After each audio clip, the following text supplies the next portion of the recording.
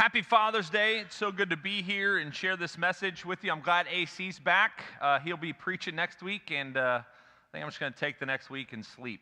And writing sermons is hard. How many of you've preached for 47 years, roughly, let's say 45 sermons a year, just to give you a little bit of space. That's somewhere like 25,000 sermons. I don't know, I just made up a number. I don't do math well, but it's impressive. So parenting is just such a complex reality. I know not everybody in here shares the experience of parenting, or for some of you it's been a long time, but it's so complex because part of parenting is just trying to keep your child alive, right? Like just if they can survive to 18, then I am in the clear, right? Like just don't end up on the news or in jail. And so part of it is that. Part of it is helping train them to not be terrible adults. And so that's another part of it where you're like, hey, just please be nice to people and say yes, sir, and no, sir, and yes, ma'am, and no, ma'am. So part of it is trying to just kind of train them.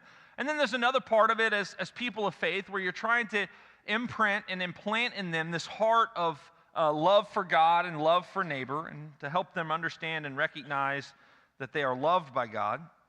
And then there's this part where you kind of are just trying to train people to take over the things you do around the house. I think that's one of the more important parts of being a parent. And I remember vividly saying this is I asked my parents one time, did y'all just have kids to make us do things? And their answer perfectly was, yes, of course that's why we did it. It's so easy to be a parent, and so of course we had parents just so you could do things for us. But I think that's kind of funny, but also there's part of it that is at least accidentally part of my life with my son. And I had an experience every fall and spring. I reseed my yard. I have a bunch of fescue. A lot of things they don't tell you about when you move to places with trees is, number one, is you're going to hate trees and leaves pretty quickly in the fall. And then on top of that is keeping up with grass is like harder than keeping up with your own personal hygiene. And so every fall and every spring, which may tell you something about my hygiene, but every fall and every spring I shower. And no, every fall and every spring I have to go out and reseed. And you know, you go buy fescue and you throw it all over the yard, and then you water it until your bill is exorbitant amount of money. And that's how you get no grass in my instance. But I remember, I think it was 2 years ago, maybe it was 2 falls ago, and my son was like, I want to help. I'm like, sure. Because the natural instinct in me for my 7-year-old son at that point is to say no. Because why? It's easier for me to do it by myself. Like I can control the way it's going to be done. There's not going to be grass that grows in the flower beds. Like there's not going to be one patch that has 5,000 seeds and then the rest of it. I can control what it looks like. But in this moment, I had a moment of weakness, and I said, yeah, of course you can. And I'm not kidding. My son lit up at the fact that he could jump alongside me and help me do something.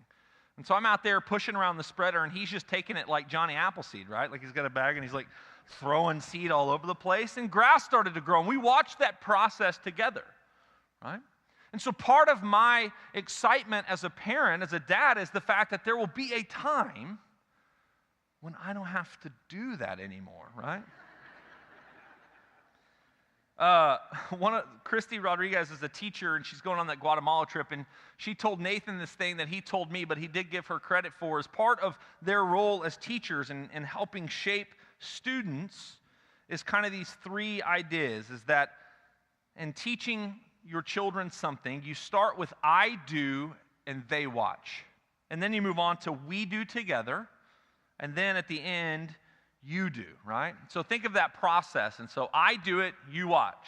Next week, we do it together, or next time we do it together, and the last time is you do it. And once again, I'm really looking forward to that point whenever it comes to mowing the yard or doing different things around the house. But I think that's even bigger if we start to kind of expand that into our understanding of our God and Father.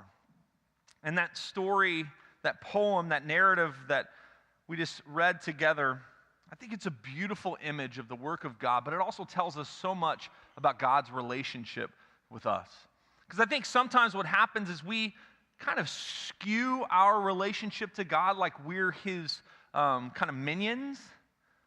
We're God's servants, or we're his, he just rules over us and we just do whatever he says. But I think that's such an unfair and unreal image of God. Because what we see here in Genesis 1 is that God, the triune God, says to existence, he says, let us create mankind in our image. So he creates man and woman in the image of himself. Think about that. Like, God created us to look and be and move and act like God does. Now, we're not gods, but we're created in his image, and that says so many things. But one of the parts that I think it tells us the most about is that God creating in us like him is we are born with these desires and parts of ourselves that mirror God. And part of that is that we are called to create. God, at his core, the beginning of his story and our story in the book of Genesis, creates the world. And what you see in the rest of the story of the Bible is from Genesis 1 to Revelation 22, you see the garden in Genesis 1, and you see a city in Revelation. That the world progressed through the work of God and the kingdom of God towards the end of the story, which moved from a garden to a city, this cultivation of the earth. As part of our commitment or our expectation as created image bearers of God, we're to be fruitful and multiply, to fill the earth and subdue it. Which I think, just small caveat, one of the things that hurts so deeply about when people go through the horror of losing a child before they're born is the fact that part of that cuts at the core of our created identity to create things, to create beings and life. But I also think that's why all of us, parents, not parents, all of us find avenues to create things, to shape things by teaching, to shape things by leading here, by coaching, by doing this at the church, and by doing that there. All of that is this process of cultivation that's so ingrained in our core identity as image bearers of God. So this story is wonderful on so many levels. But one of the first things that it's important to recognize is that there's an amount of love that we have without doing anything that just comes from being God's image bearers. Right? He is madly in love with you and me because without anything you've done, you literally could do nothing. And because you are his, he is yours. He is so madly in love with you. And I think that has multiple aspects of it. We've talked a ton about identity over the last few months. And I even preached these exact words, but I think it's fair to just remind us anytime we gather that you are not loved for what you do, what you will do, or what you've done. Now, there's two aspects of that, is that your identity as an image bearer of God, his children, his creation, means that your striving does not gain you any extra merit in the eyes of God. All of your efforts to work hard and gain this job and employment and cars and stuff, none of that adds a single check mark in addition to God's love for you. He loves you in spite of what you do. So the other aspect of that, and I think there are probably some in this room that need to hear that, is that God is madly in love with you no matter what happened to you in the past. No matter what's happening to you now, no matter what decision you made, you are valuable in the eyes of God because you are his image bearer. So God is pleased with you. I think it's important to see that. And I think the other thing is we talked about that I do, we do, you do, is God's relationship with you is not I'm going to do this and you watch, or you do it and I watch. God's relationship is that we cultivate and create a new world together. And God is so delighted in our efforts to join him in the kingdom of God, no matter how small or large they are. And I know that because I watch my son create things, right? I brought things for you. Here is his homemade maraca. right? You hear that? Stellar, right? It is 2 cups, beans maybe, I don't know what it is. I don't know, rocks and duct tape. And he gave this to me like, well, what is it? Yeah, grass seed. It's exactly what it is. Fescue seed.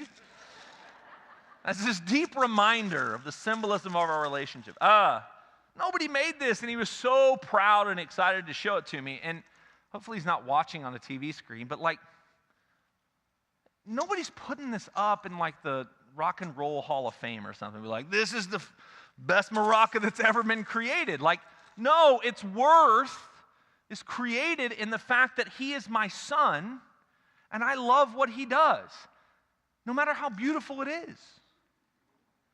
And for fathers, well, let me show you these rocks. He made these rocks, and by made them, I mean he crafted them from the earth. No, he took these rocks and he painted them in these little images, and he was so proud of them, which also speaks to the reminder, like, kids are the ultimate reminder that we are created to create things, because for most children, you give them tape and paper and markers and scissors, and like, you're not going to have any of that stuff left, and you may have an emergency room trip, but you're also going to have a ton of things that have been created. That's my son. Like, he went to his grandma's yesterday, or great-grandma, and one of the first thing he did is he just grabbed like every office supply he had. For his birthday, oh, this feels weird, we went shopping at like Target in the office supply section. Like, he's like so excited because he got a tape dispenser, and we're like, we're nailing this parenting thing. But for Father's Day, we did Father's Day for me yesterday because it's Sunday and we got a lot of things going on. And my son handed me this, right? It's a cactus because he knows that I love cactus. I don't. But I love this. And there's a sun. Do you see it? And you can maybe see it's shining down upon the cactus. But I love these things, and I love those things not because they're masterpieces, but because my son, whom I love with everything that I am and everything I have, made them for me. I think that if my finite brokenness can muster up this much love, how much more does our God in heaven love us when we bring him this of our life, right? Right? Think about it. Like, hey, happy Father's Day, God. Like, God is like, yes! For nearly 30 years, I've worked at the foundation. God?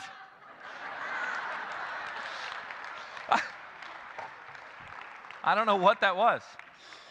But how excited was God when he received that from us? Like, when we co-create with him. He's not frustrated because we don't get it enough. God isn't mad at us because we mowed the yard and missed a couple edges. God says, great job, my beloved child. We're co-creators and collaborators with God. And so what matters is, what are we creating? This is inborn in who we are, and the question is, what are we creating? Because so much of our understanding of life is to create for ourselves. You all know the story of Henry Ford. Around the turn of the 20th century, started a car company. The Model T just started blowing up, and people wanted all over the place, and he wanted to find a way to make cars cheaper and faster. Not faster like vroom, like made faster for people. And so he put together some things that had already taken place in the Industrial Revolution and created the first moving assembly line for cars. So he understood the process of making something.